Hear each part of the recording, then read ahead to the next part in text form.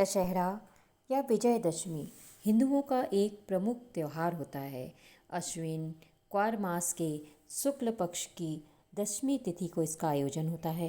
भगवान राम ने इसी दिन रावण का वध किया था तथा देवी दुर्गा ने नवरात्रि एवं 10 दिन के युद्ध के उपरांत महिषासुर पर विजय प्राप्त की थी। इसे असत्य पर सत्य की विजय के रूप में मनाया जाता है, इसीलिए इस दशमी को विजयदशमी के नाम से जाना जाता है। इस दिन लोग शस्त्र पूजा करते हैं और नया कार्य प्रारंभ करते हैं। इस दिन स्थान स्थान पर मेले लगते हैं, रामलीला का आयोजन होता है। रावण, मेघनाद, कुंभकर्ण का विशाल पुतला बनाकर उसे जलाया जाता है। दशहरा अथवा विजयदशमी भगवान राम की विजय के रूप में मनाया जाने वाला अथवा दुर्गा पूजा के रूप में, दोनों ही रूपों में यह शक्ति पूजा का पर्व है। दशहरे के दिन के लिए कुछ मान्यताएं हैं जो हम बहुत अच्छी तरह से पालन करते हैं। यदि लोग इस मान्यताओं का पालन करते हैं, इन चीज़ों को करते हैं, तो उनका साल भर सुख समृद्धि और वैभव से भरा हुआ रहता है।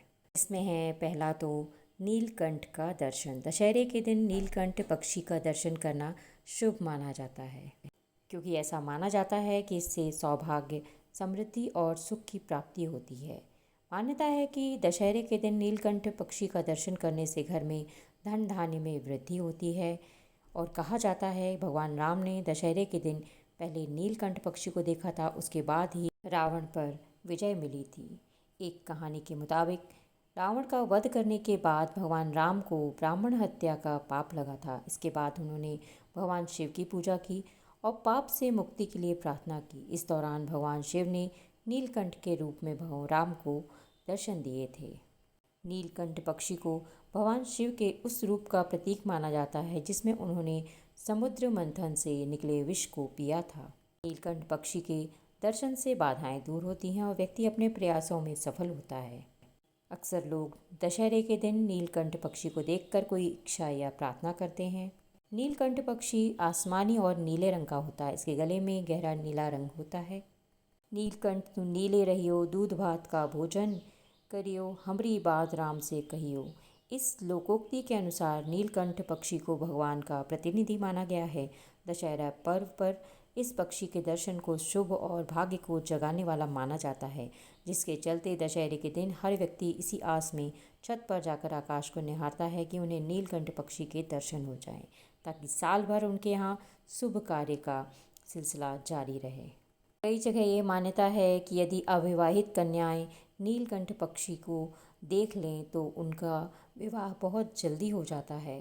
अब है दशहरे के दिन पान या बीड़ा को खाने की परंपरा।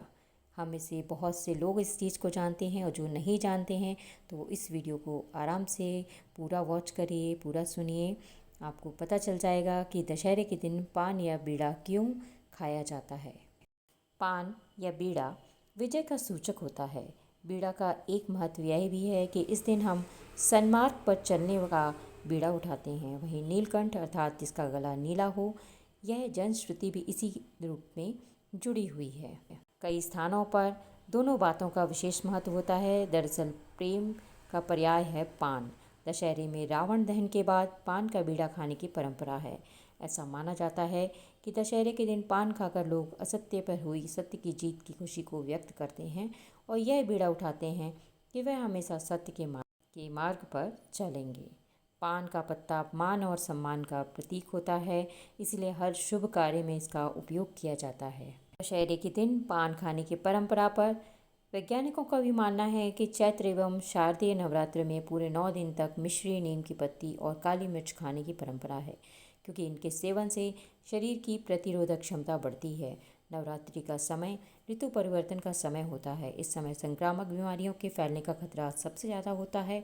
ऐसे में यह परंपरा लोगों को बीमारियों से रक्षा करती है। ठीक इसी प्रकार 9 दिन के उपवास के बाद लोग अन्न ग्रहण करते हैं, जिसके कारण उनकी पाचन की प्रक्रिया प्रभावित होती है। पान का पत्ता पाचन की प्रक्रिया को सामान्य बनाए रखता है, इसीलिए दशहरे के दिन शारीरिक प्रक्रियाओं को सामान्य बनाए रखने के लिए पान खाने की भी परंपरा है। नीलकंठ को शुभ मानने का एक और पक्ष भी है कि यह किसानों का मित्र होता है, क्योंकि यह खेतों में कीड़ों को खाकर किसानों की फसलों की रखवाली करता है। आशा करती हूँ आपको दशहरे से संबंधित जानकारी मिल गई होगी।